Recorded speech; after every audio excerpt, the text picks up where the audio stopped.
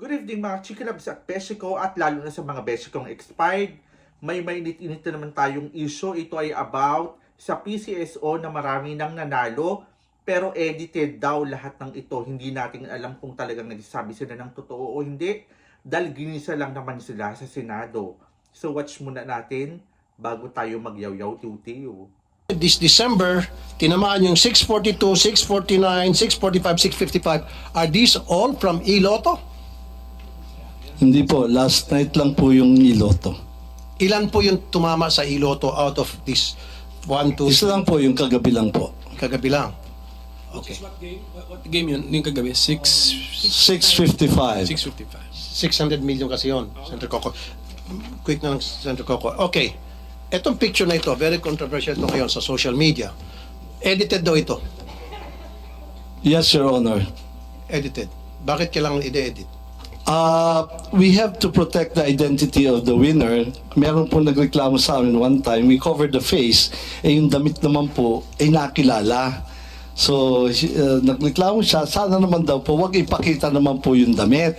So, yan po ang reason niya, and I agree, it's a very poor editing, pero the objective is to conceal the clothing na ma-identify sa kanya. So, ibig sabihin, so inamin nyo, inedit to, pinalitan yung clothing. Opo. Bakit kinakailangan palitan ang clothing? Again, part po yan ng pag-conceal kasi na-identify po yung damit. For example, kung at that day, yung mga kapitbahay po yun yung suot niya, ganyan. Or kung nakapag-selfie siya, meron yung pong nagreklamo sa amin, favorite clothes daw kasi, kaya nalaman siya. So, Your Honor, it's, if there is something to apologize, it's the poor editing. But I think it has served its purpose of concealing the identity, Your Honor. So at least inamin nyo, ayan, marami kasi mga nagtatanong, nagsabi, purang pagka-edit. So inamin nyo, edited ito. We're not very good at editing the clothes. Pero yung tao hindi edited. Hindi po, totoo po Tunay yan. na tao to. Tunay na tao po yan. Okay. So kaya sabi ko mamaya sa executive session, gusto ko malaman yung identity nitong taon to, pati yung nanalo sa 690 million. Actually, Make sure lahat na po talaga on tao. record yan, kung isusumpinan niyo po, we can provide the names. No, sa executive session, pwede naman siguro yan. Am I right? Right, Senator Coco? Can we do that? On executive session? Yes, Mr. Chairman, let's make it a strictly executive session. Yes. Na, given on the part of the Senate, limitado yung mag-a-attend at saka identified natin. And then, of course, kami, liability na namin yung kami pang source ng leakage. So. Like I said, Mr. Robles, kasi nga po, may clamor na malaman yung katotohanan. Kasi marami sa mga mananayan nagsasabi, yung nanalo ng 690 million, hindi raw yung legit na mananaya, kundi galing daw sa tropa niya. I'm sorry, I'm gonna repeat this again. Yung pong kumakalat na balita, galing daw sa tropa niyo, nag-invest ng 30 million para makuha nga itong 690 million. Para maalis na po yung haka-haka na yan, gusto po namin makita kung talagang totoong tao yon. And then gagawa nga ako ng cross-checking. Sinabi ko na kanina, I'm gonna use the NBI, the ICT, if I have to hire a private detective, para magkaroon ng cross-checking kung yun ba related sa inyo. Hindi. Pag lumitaw na hindi, sabihin ko rito na hindi related talagang legit winner yan.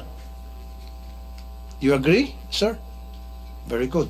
Okay, it's time for the yaw-yaw-tiw-tiw. Mag-yaw-yaw-tiw-tiw ako dahil may social responsibility ako. So, sa mga beshi kong expired dyan, especially sa mga taga-PSO dyan, lolo kayo, mga GAU kayo, di ba? Ang sasarap ng buhay ninyo. Wow! Parang monthly na lang, every 2 weeks, monthly may nananalo, milyon-milyon. Pinaghahati-hatian nyo. Sana all, kami rin hati-hatian nyo, di ba? Tapos hindi ako naniniwala na yan yung kesyo yung damit, pinabricate or inedit-edit. Charis, talagang inedit nyo yan para yung mga kakilala nyo lang dyan ang makakuha at kayo ang magyaman ng magyaman. Nakaka-disappoint lang kasi kayo, banat-banat din kayo ng buto. Habang kaming mga pangkaraniwang tao, grabe. Tapos kayo, no, mga pera pa ng taong bayan, minamatus nyo, mga magna cum laude talaga itong mga to, nanggigigil ako. Kaya ako hindi ko po sinasabing lahat, ayan, sa mga manonood ko dyan, lalo na sa bashers.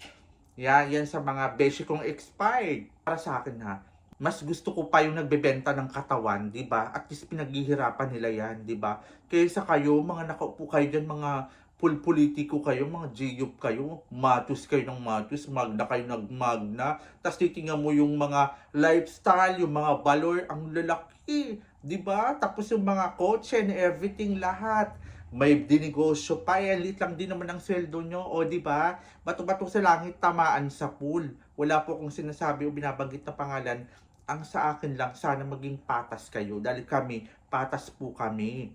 Tingnan yung mga nilalaps nyo, pinapakain nyo sa pamilya nyo, puro magna nyo lang, minagna nyo lang, di ba? Parang nakakahiya, di ba? So at least kami, di ba, lumalaban kami ng patas. Yun lang po yung point ko doon. Sana ayusin nyo lahat ng trabaho nyo. At kayo naman, kung papasok kayo, yung iba sa politics, ha, make it sure naman na yaman-yamanan kayo, hindi yung papasok lang kayo dahil para magpayaman kayo dyan sa politiko o dyan sa posisyon ninyo.